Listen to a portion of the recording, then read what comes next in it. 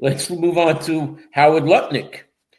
Commerce Secretary Howard Lutnick appeared before a Senate Appropriations Subcommittee Tuesday to talk about broadband funding, but Democrats used the forum to take him to task. Now, I'm sure when Howard got out of his meeting you're about ready to talk about, I'm sure he had to use the bathroom. Over his ties to Jeffrey Epstein, which continued even after the late financier had been convicted of sex crimes, Political reports. The Commerce Secretary, who lived next door to Epstein's Upper East Side mansion, professed in October that he had cut ties with the disgraced financier in 2005, years before Epstein was convicted of soliciting a minor for prostitution. But that claim was undermined when the Justice Department last week released a tranche of millions of documents related to the investigation into Epstein.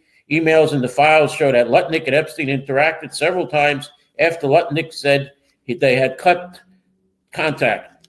Senator Jeff Murphy, a Democrat from Oregon, laid out 8 of such instances and cautioned that it was probably not a full and complete accounting.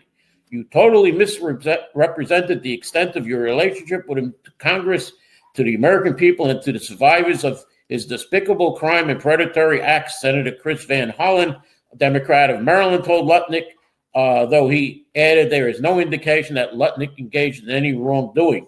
Lutnick has faced bipartisan calls to resign, confirmed to the panel that he had lunch with Epstein for an hour in 2012 alongside his wife, his children, nannies. He added that he barely had anything to do with Epstein. I don't recall why we did it, but we did it, Lutnick told the committee. He emphasized there was nothing untold about the meal.